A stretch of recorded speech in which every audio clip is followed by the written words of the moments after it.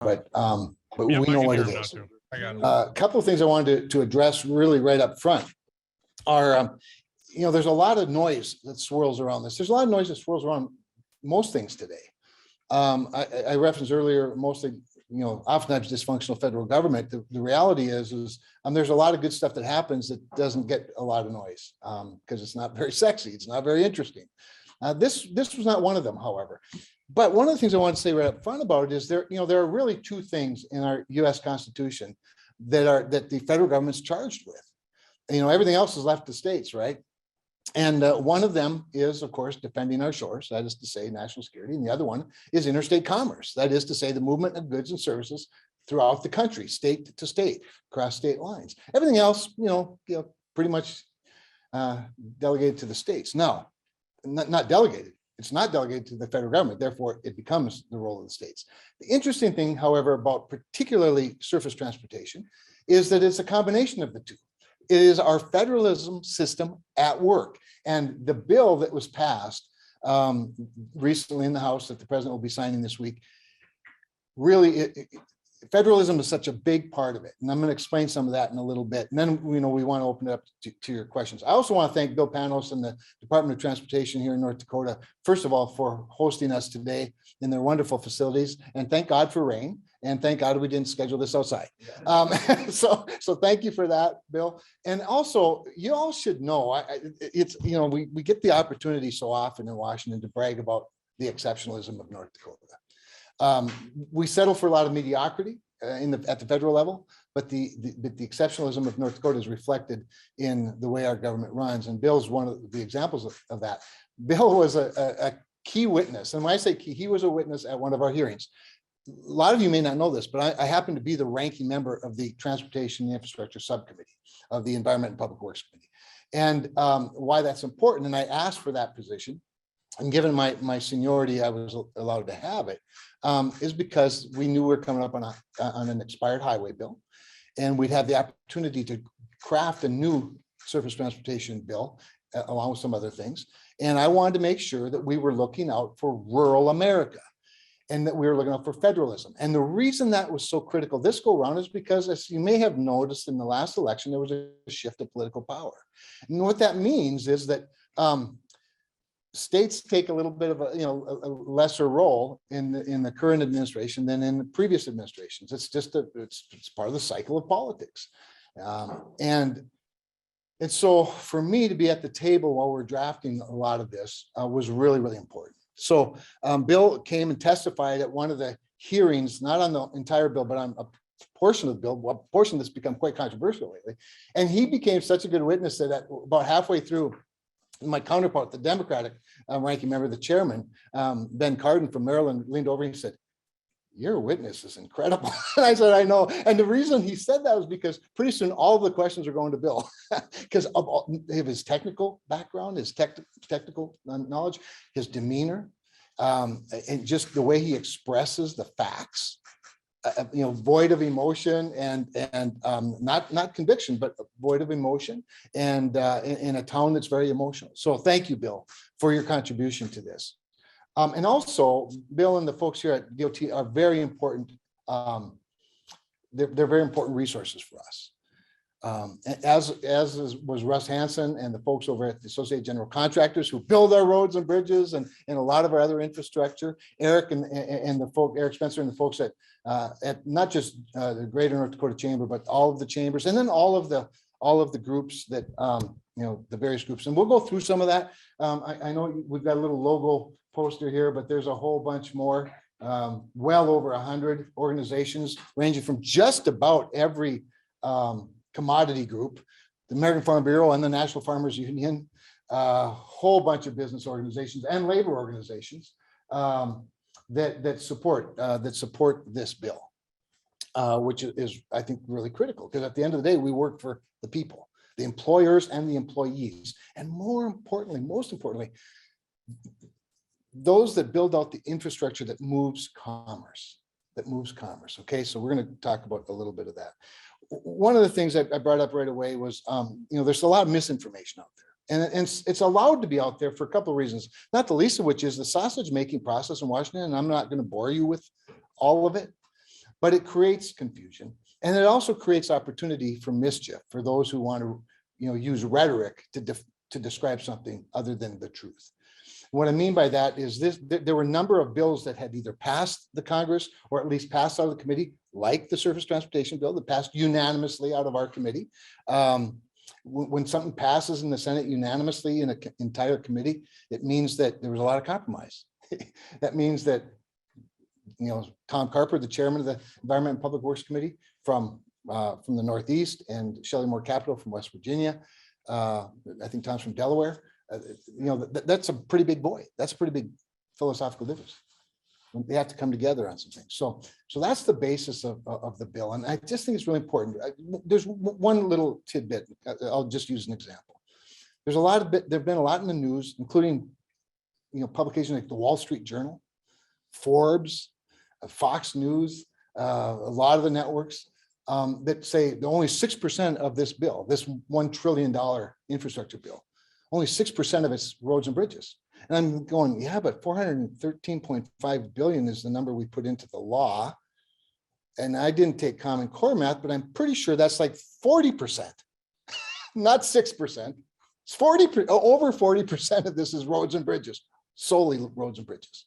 Not an insignificant fact to remember. Now, what'll happen is, somebody will dig down into the legislation and they'll see, well, but according to this CBO score in the 10-year window, it's a 5-year bill, 10-year scores. It doesn't quite add up to the exact number that somebody said it does, but it's a good $400 billion nationwide. Let's get to the really important part of all of that. And that is that, and that's what it does for North Dakota. That's what it does for North Dakota. And we're going to go through that right here. We've got some pretty good factoids here. So the 413.5 billion for roads, bridges, and highway projects, more than 2 billion of it is for North Dakota. And I'm going to let Bill elaborate a little bit on that, and he can elaborate on that 125 million, just what that means. Russ's people are really looking forward to this. 40 billion of this is dedicated to resources for bridges, 225 million of which is set aside for North Dakota. And Bill and Russ, Eric, you guys can maybe talk to some of that. And if not, I can bring up some of those issues. The bridge thing is a big deal. And it's specific because bridges are specific. And because we have, when you think of the crumbling infrastructure and you think of this, the safety factors, bridges are a big part of that, right, Bill? Here's a little piece that's a lot of people may not know about. There's an additional 2 billion surface transportation grant program for projects in rural communities. So apart from the 2 billion that Bill's going to get, or roughly 2 billion, 2.1, something like that, there's another 2 billion that he can compete for. And when I say rural, we carve that out because of obviously rural matters to us. That's for communities of fewer than 200,000 people, which is all of ours. Right? So we're in a pretty good standing there. And it may, okay, I'm going to talk a little bit about this last one, Bill.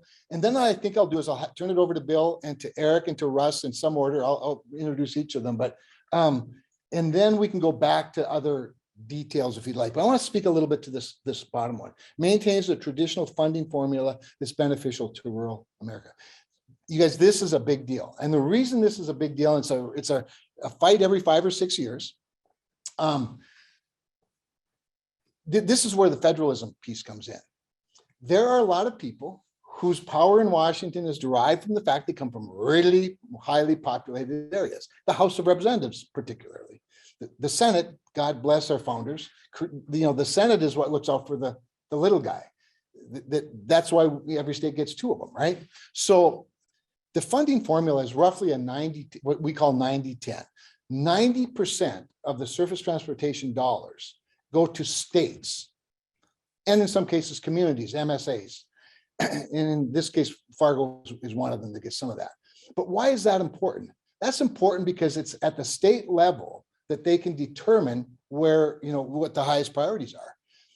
The other reason that's important is because if you left it all up to the power brokers in New York, California, say Seattle, Washington, or Texas for that matter, it doesn't matter your politics, it matters your population.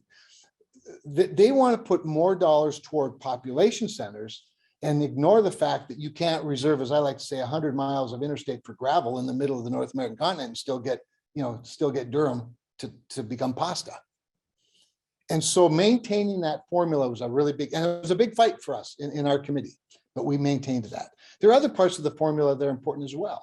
The tradition has always been that of the surface transportation piece, 80% of it would be for traditional, surface transportation, the other 20% for other things like transit. And that's another one of those ongoing fights. Well, in the original Build Back, highway bill, or the transportation bill that the president wanted, and I won't speak to that in a minute too, but they wanted to flip it to 70-30. They wanted to flip it to 70-30. So only 70% would go for roads and bridges. The 30% would go for subways and buses in big cities and whatnot. And we fought that back to the point where the final bill is 83-17. So we actually gained proportion. That's how important this was to rural America. So I think with that, we got some other things that I can talk about later, but let's stick with the surface piece for now while we have the surface experts here. And we'll let you guys do that, and then open up for questions. Let's have Bill Panos, just an incredible leader. Come on up here, Bill. He's shy. Incredible leader, and brings so much value to this whole discussion. And by the way, the people of this country are really lucky that Bill is our Director of Transportation in North Dakota, because of this relationship, he gets to testify at a hearing where everybody leans on his expertise, and it benefits the whole country. So thanks, Bill, for your incredible. Thank you so much. Hospitality. Thank you so much. Well, thank you. We're fortunate in North Dakota to have our congressional delegation, our governor, lieutenant governor, and our legislature all focused on investing in infrastructure and moving our great state forward. In rural and smaller states like North Dakota, the need that we have is very urgent, and we're heavily reliant on federal federal money. And in North Dakota, not unlike other small and rural states, more than 50% of our roadway, bridge, and construction budget comes from the federal government. We rely on federal funding because, as you pointed out, Senator, there aren't as many options to generate revenue like large population states. But we still have miles upon miles of bridges and roads to maintain. So, matched with state funding, the bipartisan infrastructure bill will benefit North Dakota in countless ways, and will allow North Dakota DOT to move forward on planning and completing transportation projects that we didn't otherwise have funding for. More money, it makes more money, the bipartisan infrastructure bill makes more money available to North Dakota for bridge replacement, bridge rehabilitation, bridge preservation. You're probably noticing a theme. Increases our federal formula funding for the next 5 years. I can't emphasize enough how important federal formula funding is to rural and small states throughout our country, including North Dakota. It increases much needed funding for transit and highway safety programs. Our highway safety programs are critical. Here in North Dakota, we have something called Vision Zero. It's our effort to reduce fatalities on the highways in our state and across the country in our nation. And we'll see an increase in funding for that program. It includes historic amounts of funding available for federal grant programs. Senator Cramer pointed out the rural state portion of the $2 billion surface transportation grant program. This is what we call a rural state set-aside. These set-asides are incredibly important to states around rural states and small states around the country because we have difficulty competing for grants with larger states. It provides funding for the installation of electric vehicle charging stations, which will be powered from electricity from all of the above mix of energy sources led by baseload coal power, including natural gas, wind, hydro, solar, and biofuels. The funding is significant. Let me say that again. The funding is significant. It is, in fact, the largest federal highway bill in NDOT's history. This will directly leverage state funding dedicated to transportation in North Dakota. The 5-year bill, let me get into some details if that's okay. The 5-year bill allows us adequate time to plan so we're ready for the next 5 years.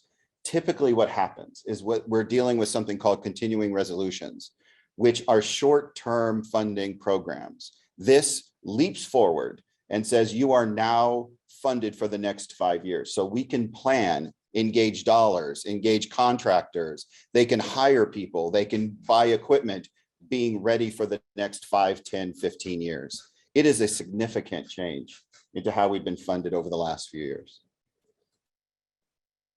This will add jobs in North Dakota immediately.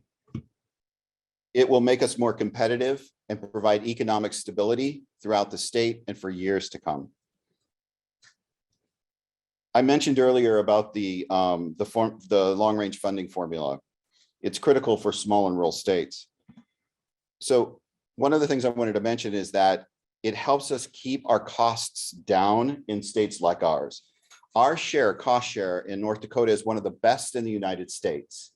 It's an 80-20 cost share, which means that for every $8 that comes in from the federal government, we put in only $2. That is great for small and rural states. Again, because we don't have the economic breadth and diversity that some of the larger states have. And as I mentioned before, this focuses in on our greatest needs, bridges. Not just building new bridges, but maintaining the bridges that we already have. Making sure that the bridges we already have throughout our state realize their design life so that we don't have to replace them earlier than we should. So I want to thank our delegation. Thank you for your support now and always on transportation and the needs here in North Dakota. I really want to thank the state legislature, which is meeting this week, for your work in advancing hundreds of millions of dollars through the special session that's happening right now here in Bismarck. And I just want to finish by saying this. Infrastructure, this is a comment not just for North Dakota, but across the country. Infrastructure is vital to our economy, to commerce, to agriculture, to tourism, to families, It touches every single thing and impacts every North Dakotan. It's worthy of our investment. And future generations will thank us for the work that we're doing right now. So with that, I'll turn it back over to you, Senator, and I want to thank you again for your support of the infrastructure bill. Incredible work, incredible outcome, great for North Dakota. Thank you. Thanks, so much. Joe. Thank you so much. Thank you so for all your work and for being such a great resource as well as a friend. You touched on a couple of things that I'm going to have Russ Hansen and Eric Spencer come up here now because so Russ represents Associated General Contractors, the people who build those roads and bridges, right, and maintain them. And so as Bill was talking about the importance of 5 years and certainty, I could imagine, I was thinking about all your members going, yeah, I mean, do you have any idea how much it costs to invest in the equipment, for example? And you can't do that on a 1 month basis. Let Russ describe. Just so, yeah, I mean, really, you guys, there's a reason we do 5-year authorizations, right? I'd like to have made it 8. I tried, but anyways, Russ, you go ahead. Good morning, everybody, and thank you so much for the invitation. One of the great things about North Dakota is how we collaborate so well together. Congressional level, state level, agency heads. And so my comments really are reflective of what has been previously said, because we're all on the same page here. And as the senator mentioned, I represent the Commercial Contracting Association that builds and repairs and maintains all of the infrastructure that is included in this act. And this is probably a comment more appropriate for our Chamber of Commerce, but we have to have an infrastructure system that moves people and goods safely and efficiently. With energy and agriculture being our top 2 industries, we export everything. So we've got to get it out quickly and safely. And an act like this allows it.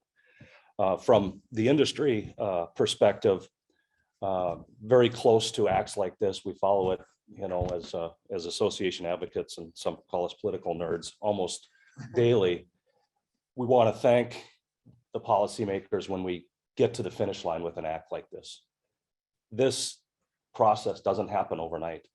I remember being in your office, it might have been 3 years ago, when we were at a national meeting with my leadership, and he had just come out of a EPW meeting and said, I got an update. We're already moving on the next highway bill. And my leaders were, already, we've got 2.5 years left. Well, it takes years. So there's a great amount of appreciation when we get to a position like this. So we thank you and Senator Hoeven and those that supported this.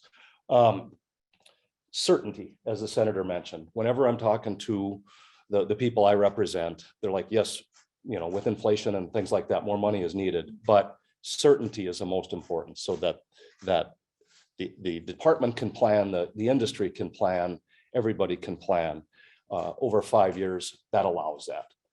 Not this last act, but I think the one before, we had a couple years with over 30 short-term resolutions. And that was a very chaotic time where there would be bid lettings and all of these things planned. Well, they can't bid. The DOT can't bid until they have the money. And with these short-term resolutions, it was very, very piecemeal. And that's chaotic for everybody. This allows a certainty to plan over an extended period of time. Just a couple of things that I'm going to hit upon that we think are really wonderful in this bill and important.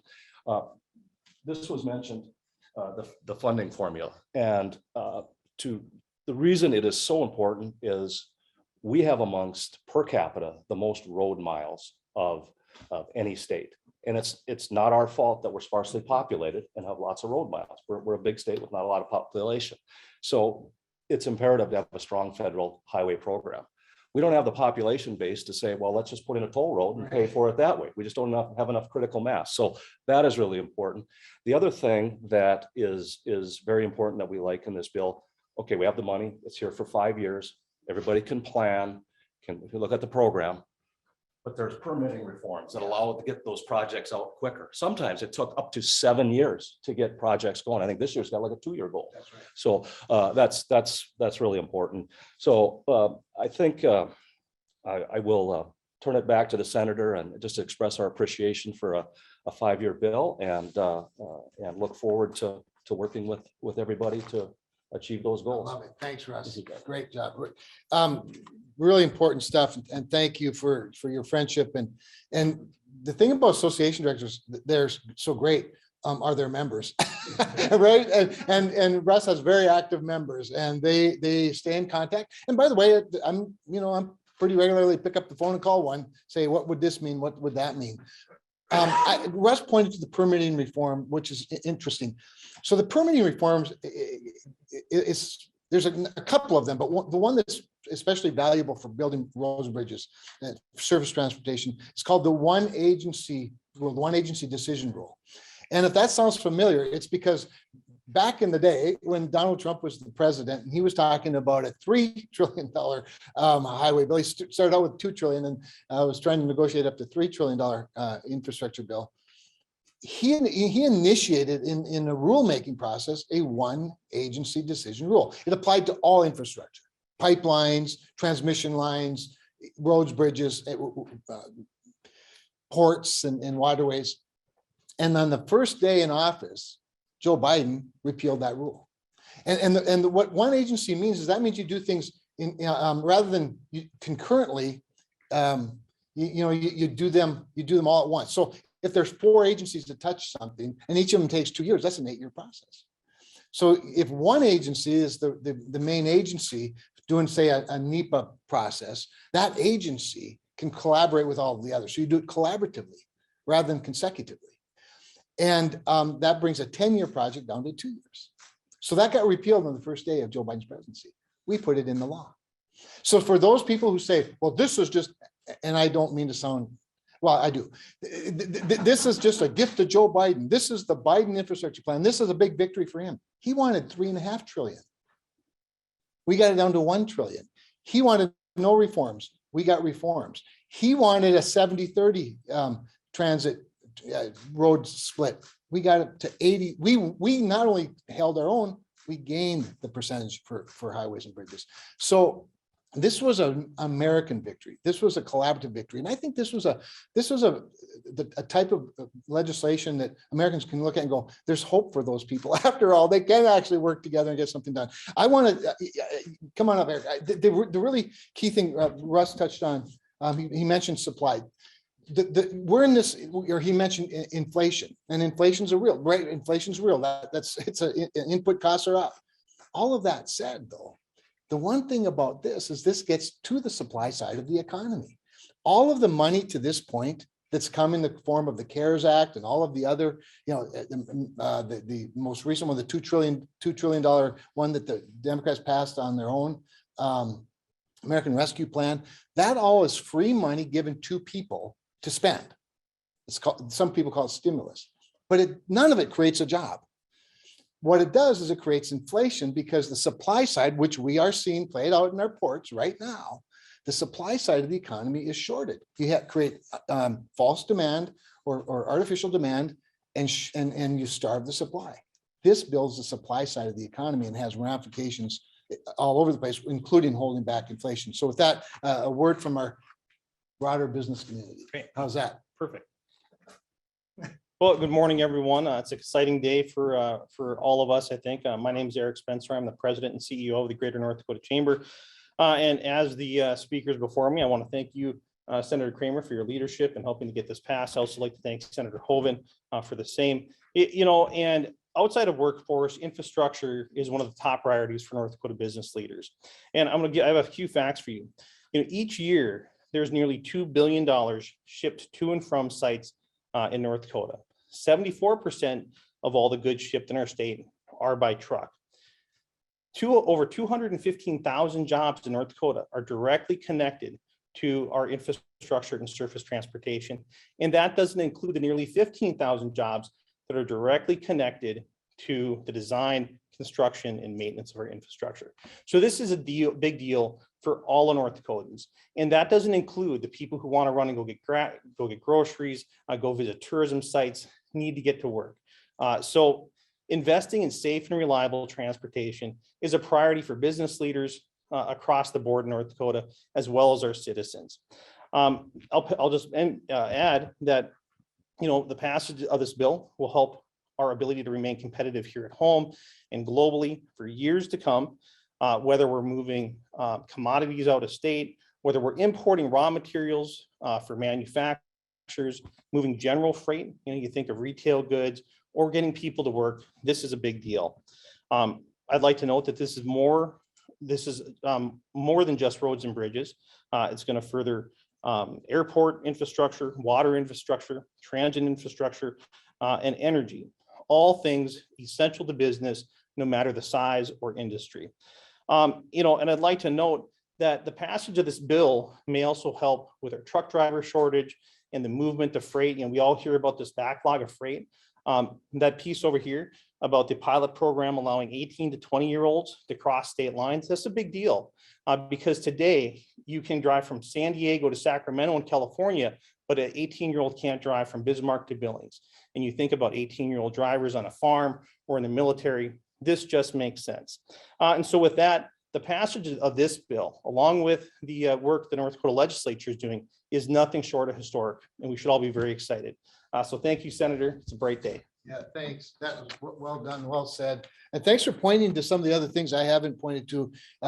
In addition, this has been obviously focused on surface transportation. There's a lot in there for broadband. And again, I can answer questions if you'd like about that. There's a lot in it for water. Water's obviously critical, whether it's ports or waterways, the rivers and stuff, getting, you can't get that North Dakota crop from Duluth overseas unless you can get down the Mississippi River and get to a port. And that's true, of course, we have, in the energy sector as well. There's $4.7 billion in it for the Regrow Act. The Regrow Act is, again, back to North Dakota exceptionalism. The Regrow Act is a bill that, a standalone bill that became part of this, that Senator Ben Ray Lujan, who's from New Mexico, he and I served together in the House of Representatives. He's a Democrat, I'm a Republican. We were both on the Energy and Commerce Committee. We both have oil, right? And we both have a lot of abandoned wells that they're orphan wells. Well, North Dakota, with the leadership of Doug Burgum and the Industrial Commission, took some of the CARES Act dollars and put oil workers to work during the recession they were going through with the collapse of price. Restoring these, not restoring them, but capping the wells and then restoring the land around them, reclaiming, using their expertise, paying them to do something that's important, that has environmental impact.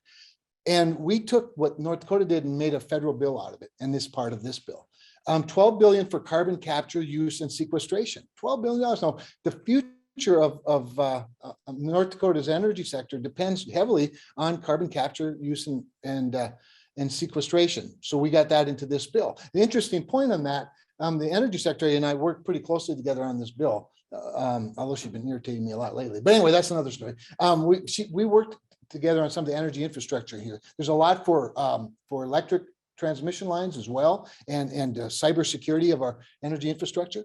There's $213 million to improve and upgrade our drinking water and wastewater infrastructure. Obviously, that's important.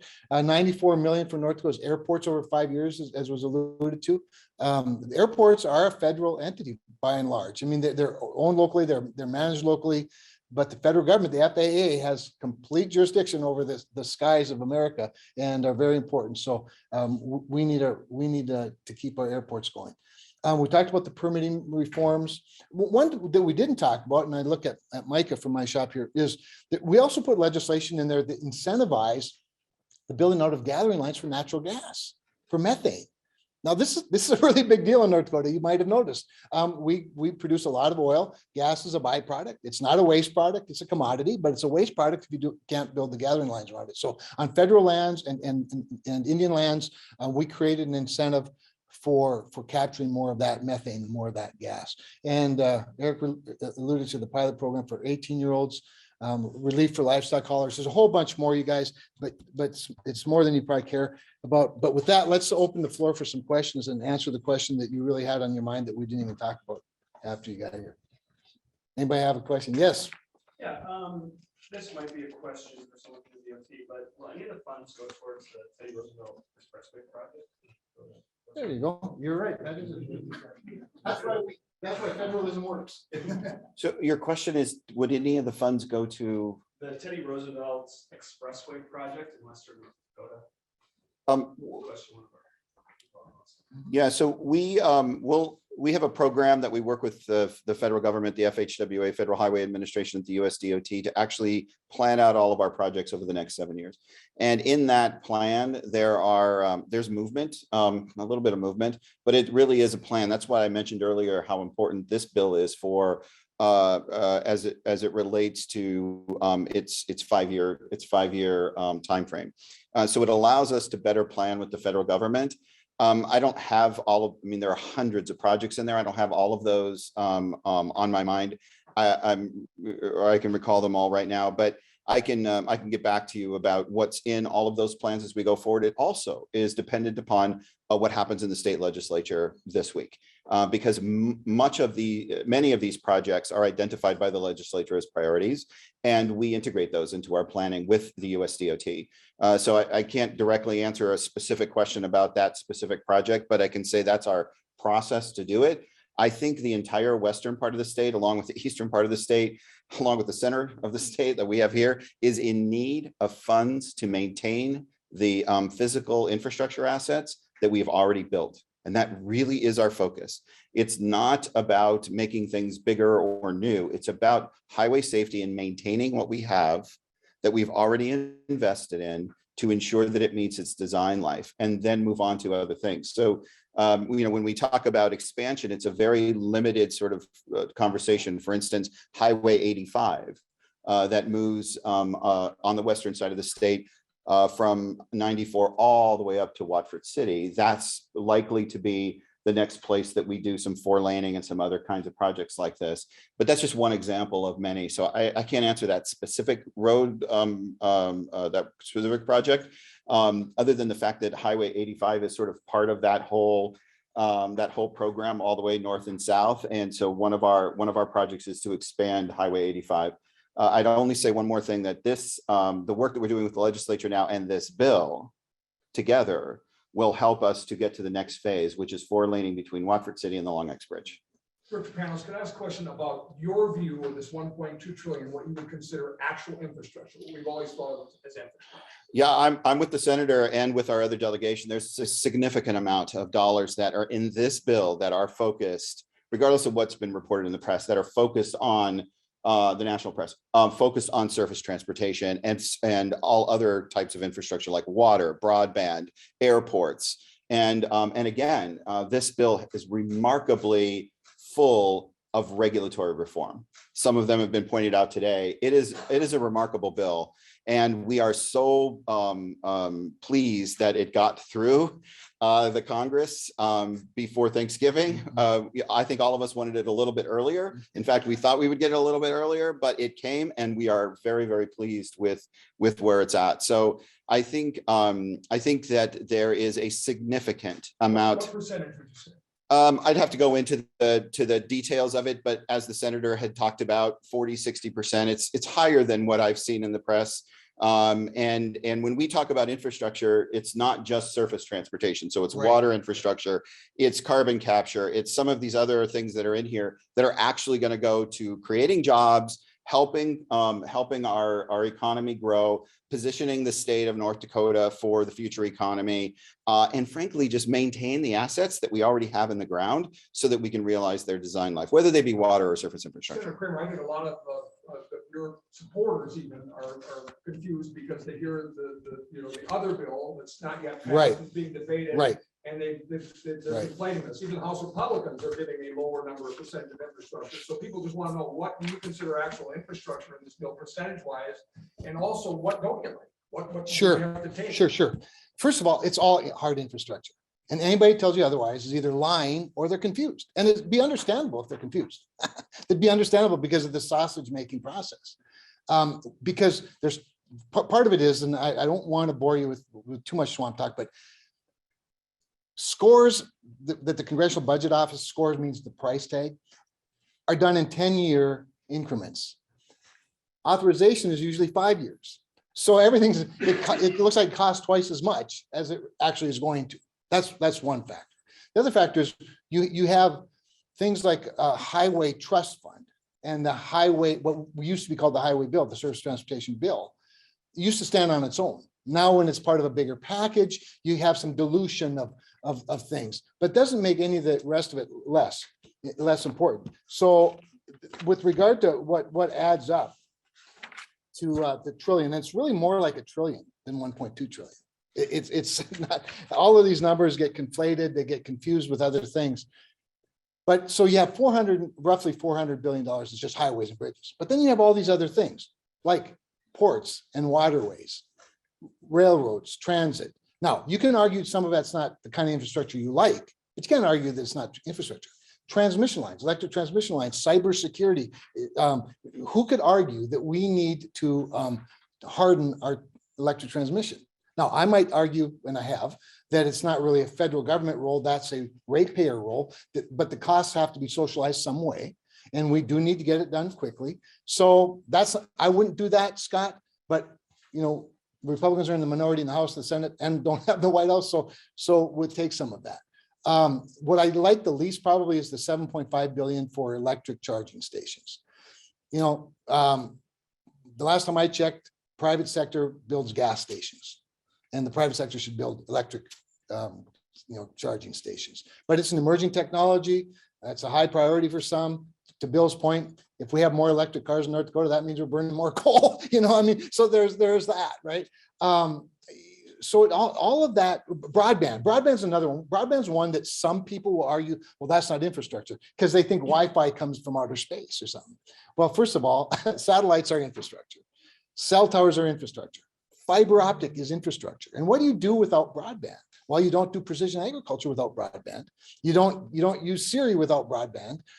You don't get educated very well anymore without broadband. And there are a lot of underserved and unserved areas, not just of North Dakota, because frankly, North Dakota is pretty good on the broadband front. I feel guilty sometimes when I talk to some of my friends from other places that don't have what we have in terms of broadband, but even we have unserved and underserved areas and that is to say, don't have the speed that you need for, say, telemedicine or for education in modern times, particularly pandemic times. So that's all in there. And again, some of it you might not like the type of infrastructure, but it is infrastructure. And that's been one of the more confusing parts. The other thing I would say about some of the critics, remembering when I went to Congress now 9 years ago, I spent 6 years in the House of Representatives, a very different body than the Senate. I was the only one from North Dakota. I always used to say, if I had a really great idea and I get all of my colleagues from Montana, South Dakota, Alaska, and Wyoming with me, there'd be 5 of us out of 435. And that's the way the founders created it. But one of the very first frustrations I had, and I've had ever since with Congress, is that no is the easiest vote to cast because it's the easiest thing to explain. It's very easy to explain, oh, it didn't have everything I wanted in it. Oh, it had a couple things I don't like in it. Well, you're the minority, you're in the minority party with a president of the other party. Our founders created it hard on purpose. You use the leverage that you have to get the best thing you can get for the sake of the country. But if, one of the most common arguments I hear from some of my friends, Scott, is, well, you just handed Joe Biden a victory. Last time I checked, my job was to hand North Dakota victories. And if that happens to give Joe Biden a victory, so be it. But he came a lot further down than I came toward him to get this victory done. And I think we are losing the art of compromise and negotiation when every transaction has to involve a loser. What I look for is opportunities where there are winners on all sides. And I think that's what we have in this bill. Yes. 2 questions for Bill. Yeah. Can you say a little bit more about how the infrastructure funding will interact with the funding that's being worked out in the legislature right now? Is the DOT have needs for all of the money, I guess, that's at play in the capital right now, in addition to funding that's coming? Yeah, first, let me also clarify the answer that I gave before. When I'm talking about 40 to 60% in this particular bill, I'm talking about surface infrastructure.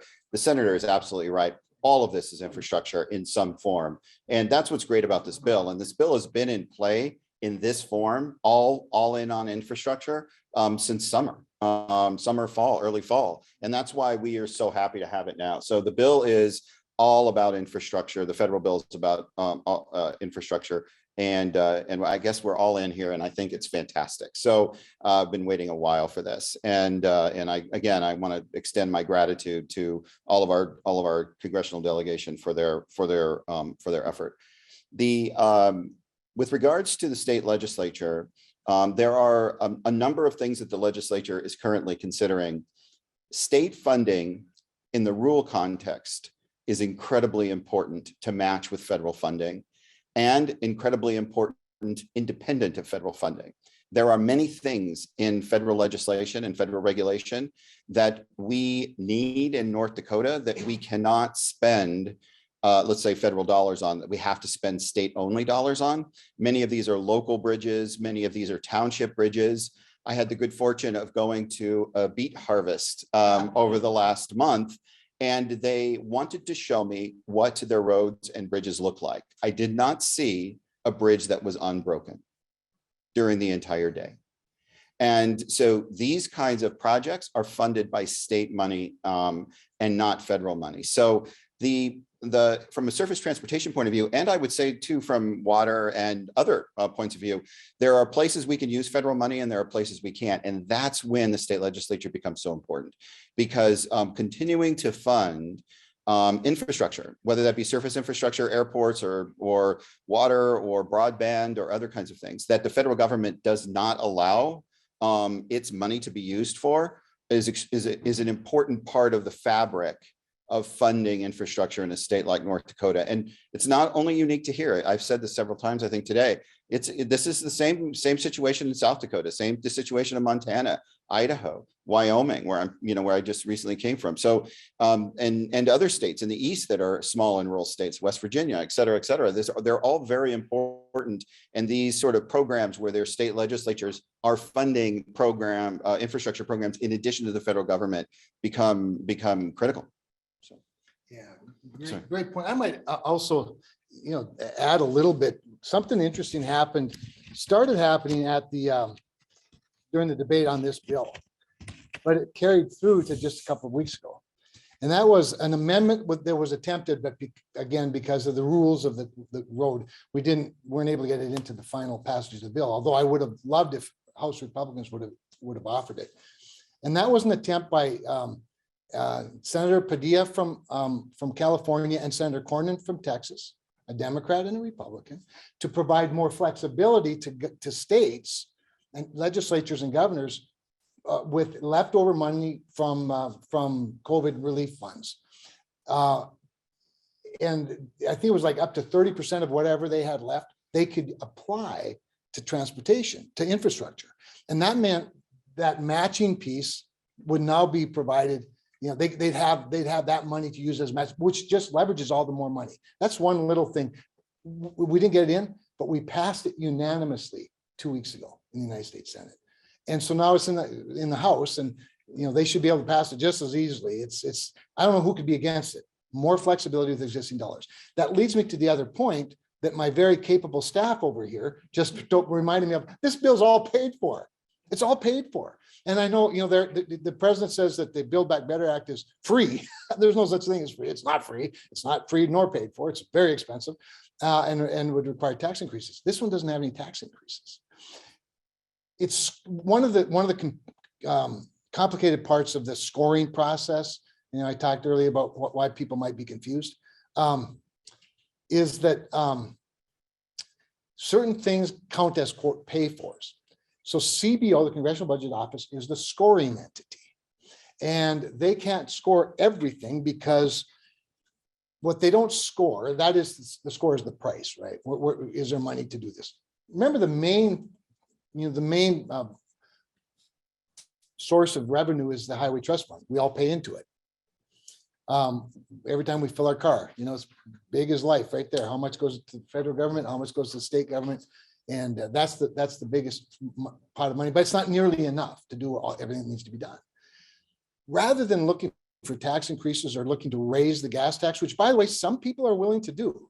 We should have indexed it years ago. So it reflected inflation, but since it wasn't done that way and raising taxes is very difficult and unpopular, we went after existing dollars and repurposed them. And a lot of them, most of them, frankly, 53 billion from states that with unused federal unemployment dollars, the unemployment insurance dollars. That's a lot of money, and there's no way that money's ever coming back to the Treasury.